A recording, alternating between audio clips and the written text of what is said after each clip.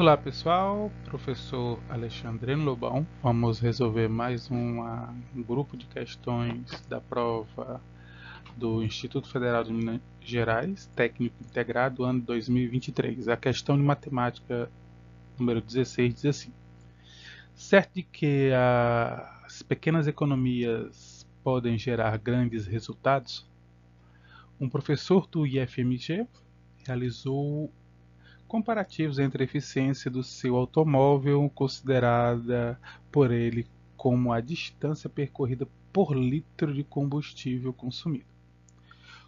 Com a utilização dos quatro combustíveis dispostos para seu modelo, gasolina comum, gasolina aditivada, etanol e etanol aditivado, conforme os dados obtidos por ele, o carro apresenta redução de 30% de eficiência quando abastecido com etanol, redução de 25% de eficiência quando abastecido com etanol aditivado e aumento de 5% de eficiência quando abastecido com gasolina aditivada. Isso quando comparados ao abastecimento com gasolina comum. Num certo dia, ele se depara com a seguinte tabela de preços no posto de sua preferência. Aí nós temos aqui a tabela aqui abaixo, ok? Considerando apenas o quesito eficiência como descrito acima, qual a melhor escolha de combustível em termos de custo-benefício para os preços apresentados na tabela? Então, pessoal, vou dar uma reduzida aqui, que eu não tenho espaço para fazer cálculo, o enunciado é um pouco extenso, tá bom? Então, nós temos aqui o seguinte, ó, a nossa tabela, tá? Ele disse que ele quer saber o custo-benefício, ele quer saber o que vai sair melhor comparado com a gasolina. A gasolina seria o nosso elemento de prova, tá? O que for melhor ou o que for pior do que a gasolina. Como é que eu vou fazer isso? Bem, ele disse que a gasolina aditivada tem uma eficiência, né? Ele ganha 5% em relação ao gasolina comum. O etanol, ele diz que ele perde 30% de eficiência em relação à gasolina comum. E o etanol aditivado diz que perde 25% em relação à gasolina comum. Tá bom? Então, eu vou usar esses valores em relação à gasolina comum e fazer o comparativo com os preços, tá? Vamos fazer aqui com o etanol, para vocês entenderem. O etanol ele tem uma redução de 30%, ou seja, a eficiência dele é só 70% do que é o da gasolina. Então eu vou calcular 70% do preço da gasolina para ver se compensa para mim. Tá? Se eu tenho uma redução de 70% na eficiência, eu vou ter uma de 30%, né? Eu tenho que ter uma redução de 30% nos meus gastos, senão não compensa. Então, 70% de 5,20. Quando eu fizer 70% de 5,20, né, eu vou cortar esse zero com esse zero. Basicamente, a única conta que eu tenho que fazer é 5,20 vezes 7, tá bom? 0, 14 vai 1, 35 e 1, 36. Duas casas, daria 36, só que eu ainda tenho que dividir por 10, vai dar 3,64. Então esse aqui é o valor que eu deveria pagar se a redução fosse de 70%, né? Se fosse apenas uma redução de 70% de economia. Só que aqui está 3,84, está maior. Como esse valor aqui está maior, o máximo que eu posso pagar é isso aqui, ó. O valor está maior, então não convém eu trocar por etanol, tá? Usando a mesma ideia para o etanol aditivado. O etanol aditivado tem uma redução de 25% do meu consumo. Então, 25% o rendimento dele é só 75% do preço da gasolina. 75% de 5,20. Quanto é que vai dar 75% de 5,20. Vamos fazer as contas aqui também, né? Multiplicar por 75. Isso vai me dar, eu já fiz as contas aqui, 3,90.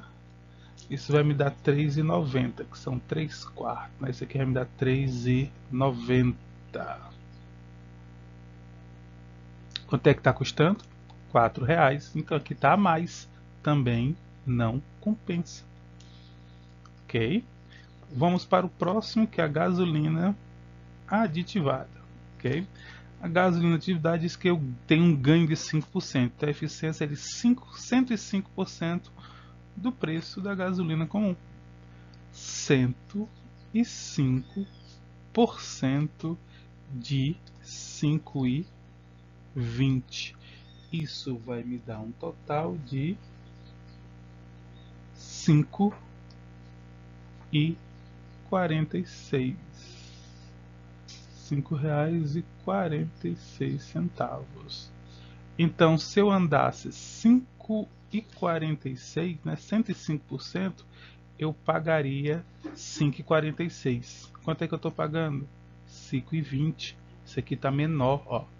Como eu estou gastando menos do que a referência, o que vai ser mais vantajoso para mim será a gasolina aditivada. A resposta certa é letra C.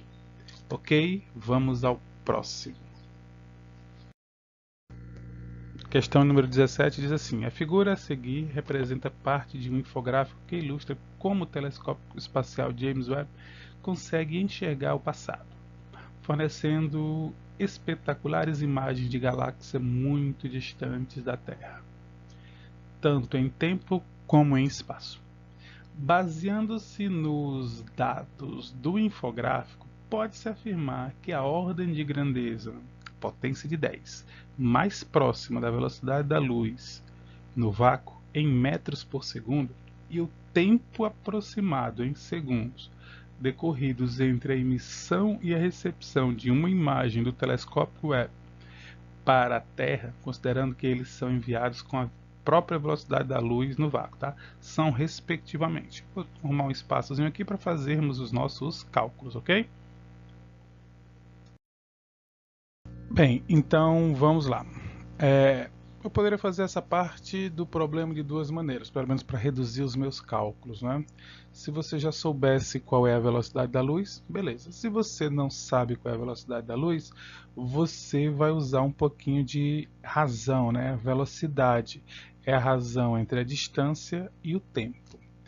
A distância do meu problema é de 150 milhões de quilômetros, tá? Então a velocidade vai ser igual a 150 mil milhões de quilômetros dividido pelo tempo, que são 8 minutos, tá?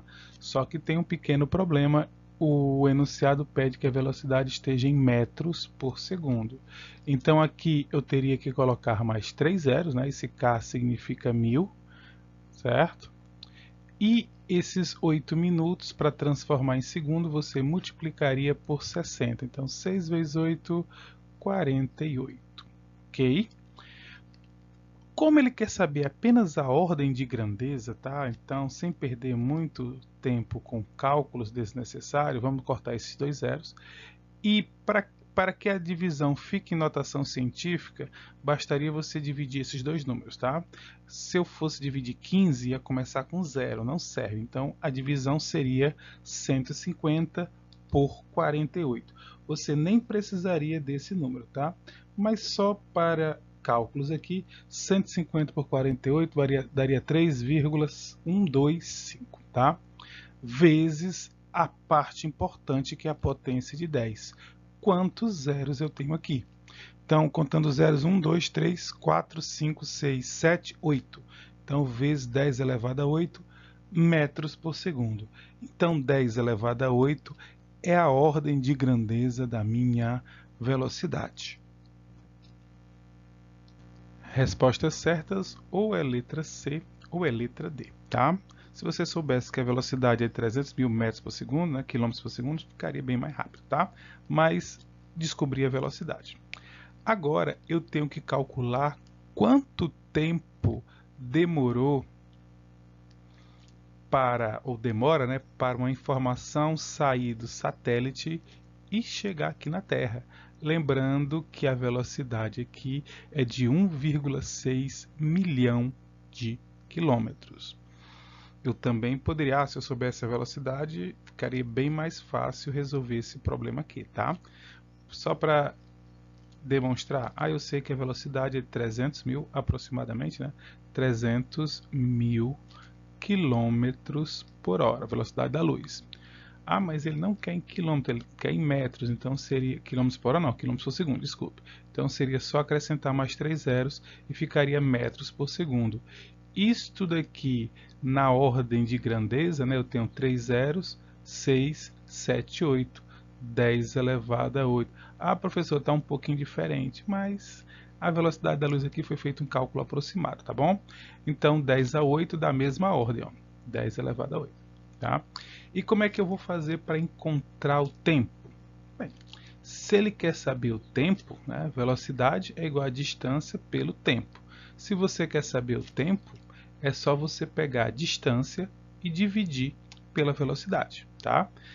Novamente eu vou ter que fazer uma transformação. Aqui está em quilômetros e eu quero em metros, tá bom? Então o tempo vai ser a distância 1,6 mil, tirar a vírgula, mil, né? 1,6, aqui é mil, milhões de quilômetros, só que eu vou transformar em metros, mais 3 zerinhos. Tudo isso dividido por esse número aqui, que seria 3,125, seguidos de 5 zeros.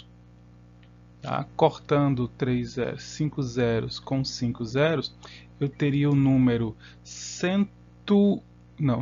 aqui daria 16 mil. 16 mil dividido por 3.125. Isso aqui dá aproximadamente 5,12 segundos. Então a resposta certa é a letra D. São muitos cálculos, como é que eu vou fazer isso? Realmente, como eu disse, esse problema pode ser facilitado de várias maneiras. A primeira maneira seria você sabendo que a velocidade é de 300 milhões de metros por segundo. Então você não teria que fazer o cálculo da velocidade. Já saberia que a ordem é de 10 elevado a 8, tá? Então já evitaria toda essa primeira conta aqui. E para calcular o tempo também dá para me livrar dessas contas. Como? Vamos pensar um pouco. Ó.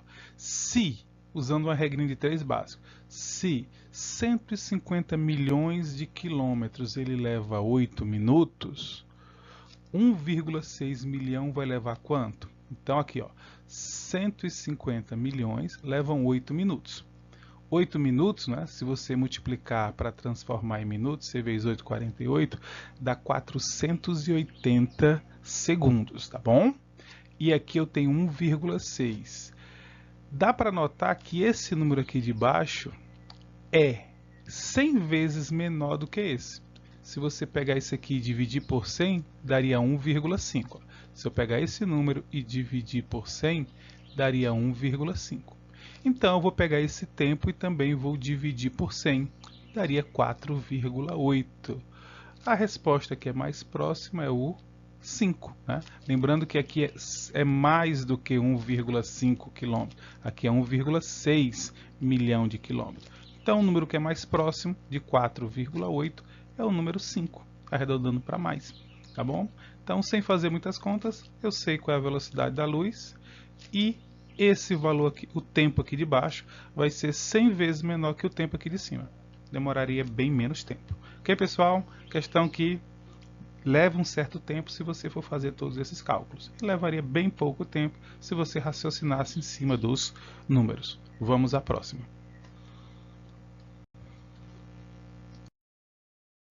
Vamos à questão número 18. A questão número 18 diz assim: observe o gráfico a seguir que ilustra a redução das verbas para a educação do Brasil desde 2016.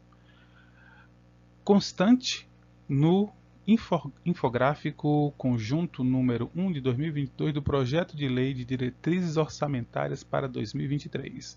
Considerando-se essa queda como linear no período ilustrado, tomando-se como pontos que definem a reta os valores de 2016 e 2021, tá? Certo? Então 2016 e 2021 serão 2 pontos de uma reta, tá? Que é ser uma reta.